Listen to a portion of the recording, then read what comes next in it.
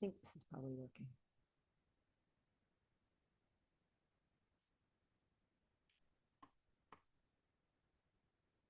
Okay, I think we're live, but let me get rid of this screen. Oh, maybe not. Oh, here we go. Okay, I'm just going to assume we are here. Hello. Welcome to office hours. It's Wednesday, 3 o'clock on the East Coast of the United States, and it is office hours, which means it's an unplanned open door. Someone may call in. I think I'm going to have writers in the program start submitting questions on email. So if I come on like this and don't really have a topic, they can start deciding the topics. And you can also find me or start to find me, email me. Finding me on Facebook, really, it's too cluttered there. So if you don't know me and would like to have a question in office hours or find out more about what we're doing, track me down through the stuff you should be able to find on the YouTube channel and go from there. The website is www.basicmilitaryriding, and you know what? .com. And I should probably make that a topic at some point. Why? We're sport horse trainers.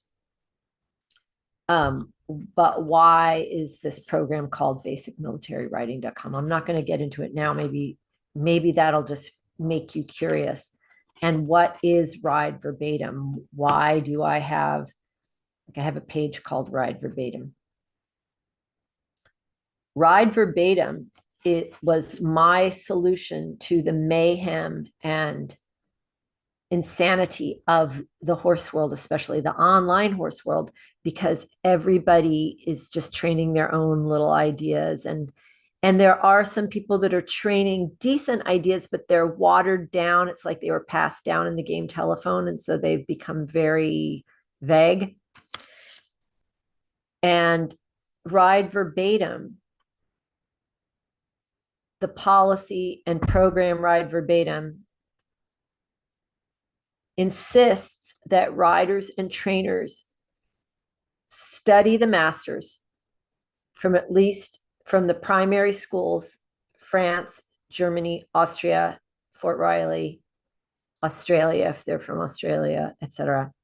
Three of the Tor de Quinto in Italy. Riders and trainers must become expert, for lack of a better word, at least 3 schools. Nobody's allowed to have just one favorite school. Become expert at 3 favorite schools and train the instructions from those schools. That is the idea behind Ride Verbatim. Okay, so that's a little bit about this program and what I thought might be good to talk about this week, because last week I talked about Section 27 of the French cavalry, French army instructions, which is also Section 27 of the US instructions, which is a section called the basis of an equestrian language. And it basically explains how the natural aids, the 4 natural aids, are to be introduced to the horse in order to construct a language that is easy and actually somewhat natural for the rider to convey to the horse by sensation, and that is also clear and understandable and lovely for the horse. The horses all seem to agree to this too. Also, so how the language is constructed is in a logical, progressive order. The ideas are introduced to the horse, and then sensations are associated with those ideas. And sensations are anything to do with our 5 senses: ear, hearing, seeing, smelling, tasting, blah, blah, blah. But normally in riding, we use the senses that are heard mostly. I mean, there can still be. In riding, it's the sensations that are heard and the sensations that are felt. Like we don't give him something to sniff and he does something. I actually used to have a horse that would passage if he smelled cigarettes. And I know why. It's he knew that the passage person was coming around. Um, but that's not really a natural aid. That's more like, oh my God, he's coming kind of thing. So that's a little review of what I talked about last week, this section 27, the basis of an equestrian language. But I really recommend you read it because it's just so well written. And that's another reason behind Ride Verbatim is that what has already been spelled out by the masters is so well said. It's just fantastic. And so for me, the idea that people are rewriting shit, and I mean, I just think like, how could you improve on the rein that does not determine direction must be totally abandoned? Can you make that sentence better? And why aren't people doing it? So that is also part of the reason why I'm like, let's just train from the book. And then all of the obfuscation and what's that word? Self aggrandizing, is that the word? That isn't going to be possible if we have to conform to instructions. And everybody, we all conform to the same instructions. And the greatest riders in the world conform to these instructions. That is why they are the greatest. So that's the kind of barn we have. The image, the image of a horse on the bit and the idea of a horse on the bit is what I wanted to touch on today. Now we can't get into the whole topic of riding a horse on the bit, but I am referencing now this is just so good, this book. And the background of the book is very interesting. This is what the German government produced for the civilian population post World War II. And it is derived from the HDB 12, which was derived from Steinbrecht Gymnasium of the Horse. So this is the beginner children form of gymnasium, but it's just it's so laid out well and easy to follow. And I think that's why it's so overlooked. It's like little checklists, like literally see little checklists and stuff. You could just do these things. So this, see this? I'm giving up trying to do whiteboards and stuff. So this illustration is so excellent. And we see so many illustrations online, and they're all a little bit wrong. And I'm going to tell you why. Okay, I'm going to put this down and just talk a moment again, and then I'll pick it back up again. So you see how there's three different elevations of this horse's outline, isn't there? You can see in the light gray one, the black one, and then the white one. But look here, look at this part. See the little legs, the gray one and the black one and the white one. So the gray one, the one with its nose furthest out, the gray one also has its hind legs the furthest out. Okay. These three elevations or situations of the horse. In the light gray one, that is a horse standing naturally. I talked about a natural, just the natural way of going. I'm not going to reference what I talked about yesterday. I'm going to ask you to go to Gymnasium page 72 and find out what Steinbrecht talks about this natural way of going, because it is a legitimate way of going. The second image,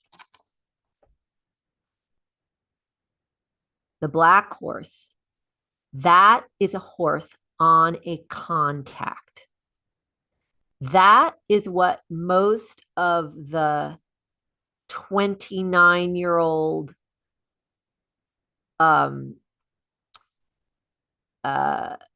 internet masters think is on the bit.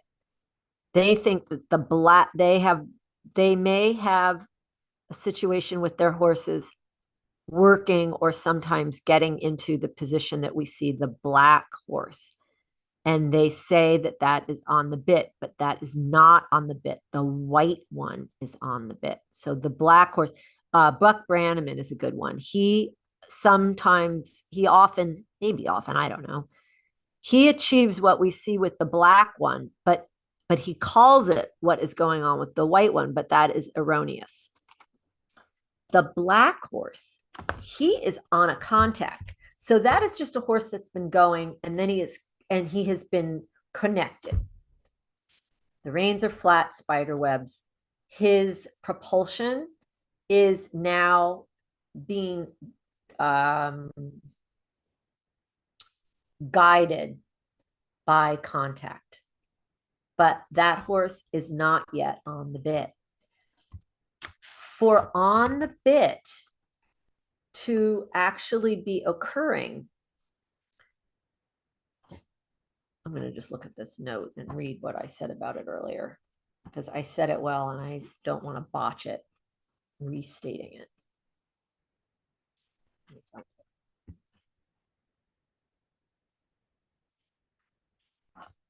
This is where I'm checking in. This is extremely vetted. The scariest, strictest horse trainers in the world have vetted this. So we're going to find out what the simple form of explaining on the bit is from here. Now I can't find it. Sorry. This is just part of scripted stuff. And this little book is unusual because it's not in, here it is.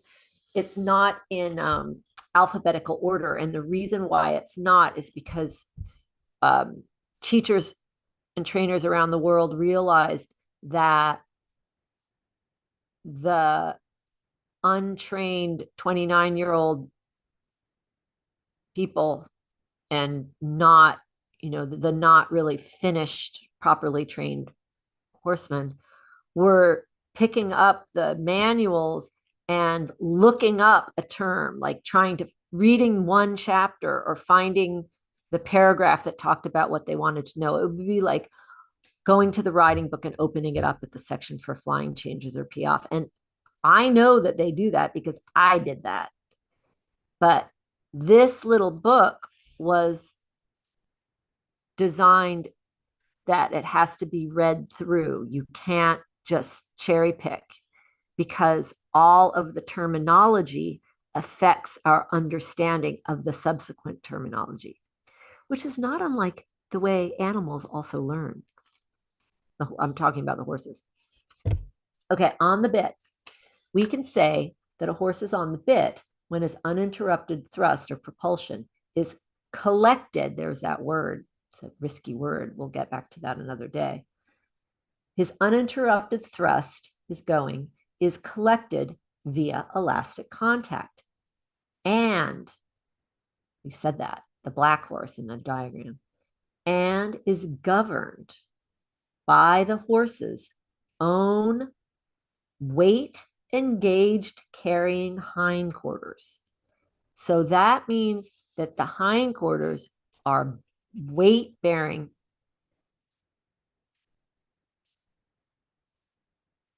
When the hindquarters are more trained and become weight bearing, that carrying power, there's two powers, and there's two forces of the hindquarters. There's carrying power and there's propulsive force going. So there's carrying and there's going. When the horses are far along enough that they are load bearing in their hindquarters, then that carrying governs the thrust, the going. And when it's going, when that thrust that's being carried and governed and delivered by the carrying goes through the horse's body to the bit, according to the rider's wishes, then we can start to say that the horse is on the bit. So let's make a little checklist here. A horse is just going along. Then he's on a contact. Okay, we got the reins short enough so that his mouth can be touched. And now we teach him carrying. Week 2, we start teaching him, here's my right weight, here's my left weight. When he starts to have his carrying power understood and developed, that carrying power governs the thrust. And when the thrust is sent in a deliberate way through the horse's body as he's deliberately carrying along to the bit in order to follow the rider's wishes, then we can say that the horse is on the bit. So it's not any kind of finagling of the bridle. Now, we do have to teach the jaw to remain loose and to follow the directions of the bit, but these are very small. The main idea is that the bit in the mouth keeps the horse loose in the jaw, which keeps the skeleton loose. There is an astonishing relationship between the lower jaw of the horse and the rest of his skeleton. I didn't say that, Baudin did, and every rider knows that's true. So I just want to make this vivid to you guys that your trainer is probably not riding horses on the bit. Your trainer is probably getting them sort of on a contact. Chances are they're not on the bit. Okay, I'm turning the page in this. It's going to talk about what is not on the bit. The horse is not on the bit until the carrying capacity of the hindquarters becomes and remains predominant of its 2 forces. On the bit also defines the horseman's term forward. That's in quotes, forward. What is forward? Because forward equals the horse's own desire to carry. So on the bitness requires a degree of collection, which involves the horse's own desire to carry. So all of those features that I've talked about for the last how many minutes, kind of a while, must be present for a horse to be going to the bit or be on the bit. This is how it's summarized here. Motion begun by the engaged hindquarters is transmitted through a supple back and neck forwards towards the bit and back to the rider's seat and hand. So the assignment, if you want to know more, is to get principles. If you don't have it, you can probably get it on eBay for under $10 if you hunt, and just buy a few and give them to your friends. Pages 81 through 83 is the section called Riding a Horse on the Bit. And any other discussion outside of what's here is not right. And that would be a great assignment to cross-check that with Sommer and Vienna. Okay, the US Army called it the gather. See you another time.